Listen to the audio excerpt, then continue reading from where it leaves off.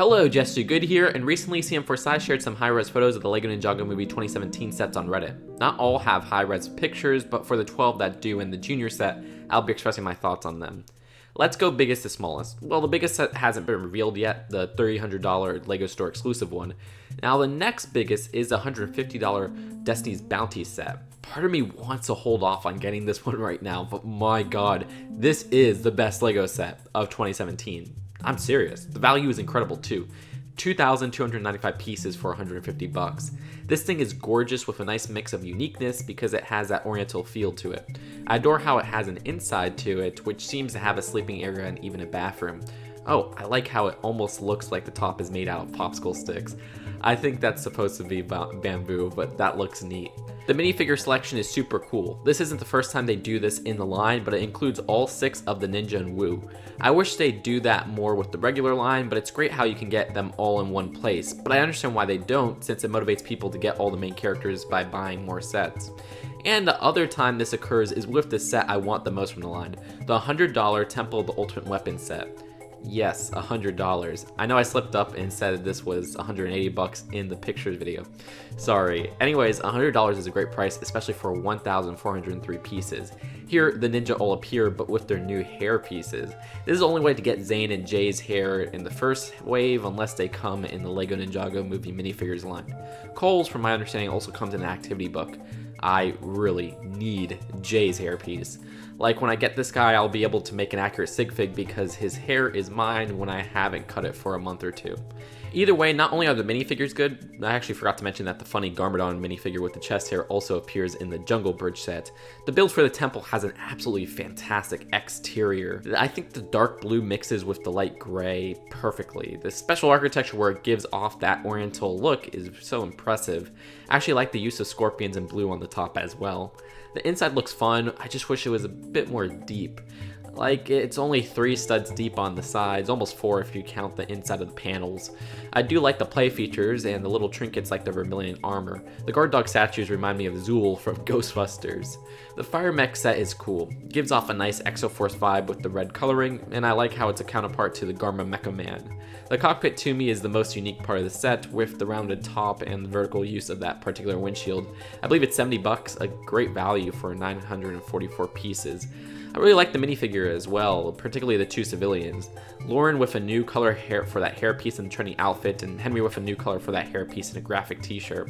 Actually, Henry has 2 faces, and his screaming one looks like something that you can use for Emmett. Super cool, I'll probably be getting this one.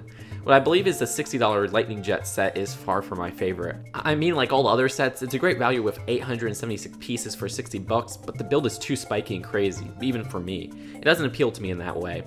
I like the Evil Dude's crab vehicle and his hat piece. Also, I like Ed and Edna with their new older people face prints and torso prints. Garma Mecha Man looks good. I heard it's 60 bucks from some commenters. If it is, I'm more likely to get it. It looks so unique with the hammerhead shark type design, but I just wish the arms were bigger. They're just too stubby. I like the civilian figure, Pat, who has a scared face. I think this theme in general is introducing a lot of non-licensed scared and yelling faces, which is pretty useful. Kind of like how the Jurassic World line rounded those types of faces up for the licensed world. Still not sure if I want to get this one right away, but I'll get it eventually. Next is the Green Ninja Mech Dragon, which I would guess is $50. This one I want. The decision to use olive coloring is interesting to me. I like how, yeah, it uses a molded mouth, 2 new pieces to be exact, but also still retains the brick-built style that the recent LEGO Ninjago Dragons have. I think this is the only way to get the clothed, robed Garmadon, and interestingly enough, the cheapest way to get Lloyd in his suit. Next up is the Water Strider set, which I would guess is 40 bucks. This one is Nia's vehicle, and it looks like something from the Ultra Agents in terms of the color schemes. The only part I like from this is the one dude with the pufferfish hat, who seems to be exclusive, and the fact that it is a cheaper way to get Nia in her suit. I'm sorry, this just looks like a worse version of the 2011 Tripod Invader. Not in that the build is worse, but it seems to be out of nowhere. Like the Tripod Invader is an alien vehicle. It makes sense that it looks out of this world. The Strider is a vehicle for Nia, a ninja. I don't get its place. Anyways, the Flying Jelly sub sort of has that problem too, where it looks like an alien vehicle just totally out of place. I like the civilian's little boat, and I feel like I will get this set just because it will be $30. Pretty cheap. Also, it has the cheapest way to get Jay in the suit. It's not terrible, just not really appealing. One that I like less than the Flying Jelly is the Manta Ray Bomber, but again, for its price, which is hopefully 30 bucks at most, I might buy it on the whim. That front just looks ugly with the eyes jutting forward and the messy mouth, kind of just plastered onto the plane. And I'm not dissing manta rays because, fun fact, besides dogs, stingrays and manta rays have been my favorite animal since I was a kid. It's funny because I think others agree with me. I actually left this out in the LEGO Ninjago Movie sets pictures video, and usually when I do something like that, people notice ASAP with millions of comments. However, 2 people commented out of the 34,000 views.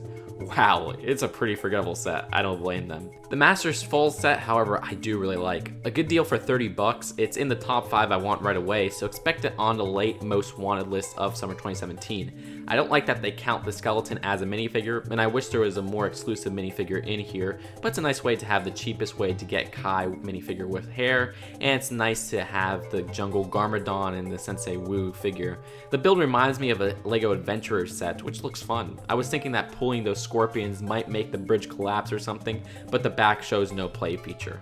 Odd. I'm sure this goes with the Temple of the Ultimate Weapon. Then what I assume is 20 bucks is the LEGO Ninjago City Chase.